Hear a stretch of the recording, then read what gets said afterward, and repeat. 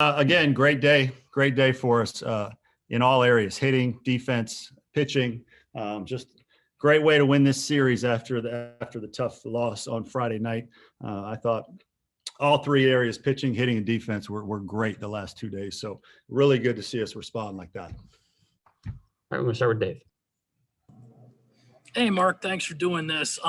You've always spoken a lot about this team's attitude and its swagger. Did you think maybe some of the events in between the 7th and the 8th there kind of added to that, especially with that 5 spot in the 8th? Yeah, I do. I've seen it too many times to think it's a coincidence so far this season. It's happened a number of times, and the team has been challenged in one way or another emotionally, and we always seem to respond. And I think that just speaks to the character of the players, of the fight they have, of them being winners, and it's great to see. Great to see. Greg. Hey, Mark, kind of going off of that, I saw the statement that Coach Tanner put out on Twitter last night, and I was just kind of curious to get your thought on the importance of the fans and how much that kind of played into today and throughout the season. It's huge. I mean, obviously, everybody wants a home field advantage, and as many fans as they'll let in here, I hope that many come, because our guys feed off it. There's no question about it, and they've all seen the videos from a while ago when it was packed full pre-pandemic. They've seen how emotional and great it can get, and how exciting it is, and they love that. And hopefully we keep playing well, and hopefully they keep letting more fans in, because it could be a really fun ride. But yeah, we love the fans, we love the emotion. Obviously, we don't want anybody to cross the line, but home field advantage is key in this league. Home field advantage is huge. Colin. Mark, I guess I'll stick with that a little bit. What was the conversation like between the umpires in that, I guess, between innings there, in I think the 8th inning, when they were kind of talking to you after the dust up at third base? They were just trying to get everything under control, and it was just at that point we were trying to figure out, what was the responsibility of security, what was the responsibility of umpires, and it seemed like there was a little bit of crossover at that point. So just wanted to play ball. At that point, we just wanted to play ball. Brett Carey did a great job, I thought, handling all of the chaos all around him, and the stops in play and waiting to pitch, and there was just a lot of stuff he had to deal with, and I thought he did a great job of it. Joe. Coach, 31 games in, what have you learned about your team's ability to handle all sorts of situations and respond, and even wins and losses? Beginning of this week, a tough emotional loss against North Carolina. You lose Friday night, but the way you guys finished the weekend shows, to me at least, where this team's going this season. Well, it just shows we're a good team. I mean, but even good teams have off days or off weekends, especially in this league. But the key to that is when you do encounter some tough times, you don't mail it in. You don't lose your resolve. You fight back. You keep as even keel as you can. You don't need to flatline. You don't need to just be unemotional, but you need to be really sharp with emotion. And that's just what we stress to our guys. After the loss on Friday, we reminded them that happened at Georgia, and we came back and won that series. So you just have to try to be as even keel as you can, but also understand the emotions of 18 to 22-year-olds, and just try to keep guys moving forward. And they do a good job of that themselves too. They were ready to play. They were ready to play today. Phil.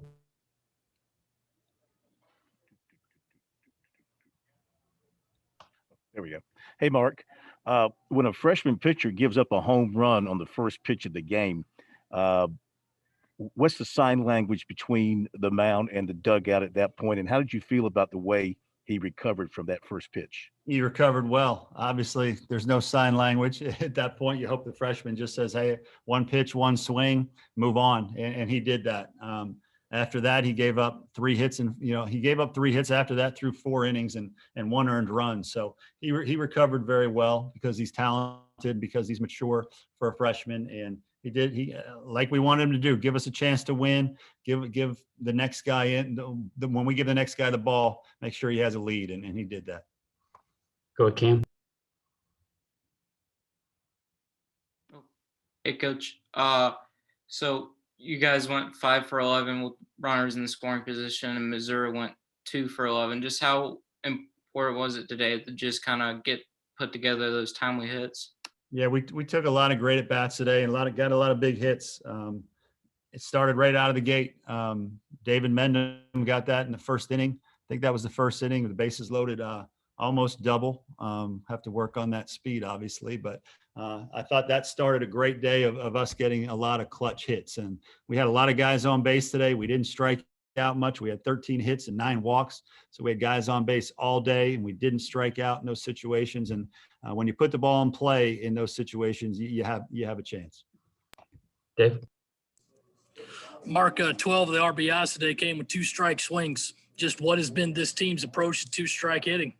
Well, I mean, it hasn't changed. It's just sometimes guys make more mistakes than others. And when we got pitches with 2 strikes that we could handle, we put them in play hard. And sometimes it's just luck of the draw. Sometimes you can put the ball in play hard with 2 strikes, and somebody's there waiting for it. So, we didn't do anything different with our approach today. We just had more success.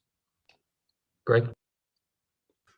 Hey, Mark, I just wanted to circle back to something you said earlier. Was you hope more fans would come in? Do you have any indication, or do you want to see more of the capacity kind of expanded before the season's over? I don't know. How am I allowed to answer that? I don't know. I don't want to get Coach Tanner upset with any of my answers. So all I can tell you is that as many fans as they'll let in, I hope come. And whatever the powers that be say can come here, I hope we sell every ticket, and because this is a fun team to watch. And I know our fans love it, and I know we have a lot of great baseball fans. So it's not my job to decide how many or when or where. That's not in my job description. But all I can tell the powers that be is we do love having the fans here. We love when they're allowed to be emotional. And just to echo Coach Tanner's sentiments last night on Twitter. And I think it makes an impact, no question about it. So I know our team loves it. Thanks, Colin? Mark. I think outside of the RBIs with 2 strikes, I think 6 of the runs came with guys behind in the count, and you guys had a bunch of different ways you scored runs. When this offense is clicking and well-rounded, what's the ceiling for this group, or is there one? I mean, I don't know, Colin. How can I say what the ceiling is? The ceiling is you just keep playing hard and trying to win as many games as you can. But it's a lineup that can do damage, and like any other lineup, you've got a real dude on the mound, and he can pitch to you and have success because great pitching beats great hitting. But on days where we have a chance, and days where we're locked in, I think we can swing it with just about anybody. Phil? Not to look past Charleston Southern Tuesday night, but you're 12 games into league play, and you've got that I guess maybe every weekend is considered tough, but you got that real tough stretch coming up next weekend. So how do you feel about where you stand in the league as you begin to look at that gauntlet you're going to be facing here coming up? Did you say the tough stretch was getting ready to start, Phil? Is that what you said? Kind of, sort of. How would you classify Texas, Vanderbilt, Florida, and Georgia? I'm just curious. Piece of cake. Okay. That's Phil's words, not mine. Make sure everybody has that. Look, every weekend is a grind, is a challenge. No question about it. It's the SEC. Everybody has more players than normal this year, so every weekend is a grind and a great opportunity and a great challenge, and that's why we love it. Wrap up.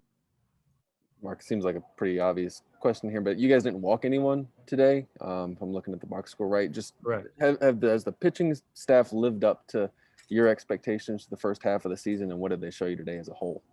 I mean, I think we're near the top in the SEC in pitching in conference games. So I would say absolutely they've lived up to what we hoped they would be. And there's still a lot of guys that don't get to pitch a lot of innings yet that we think can do some great things as well. So I think it's starting to look like we want it to look.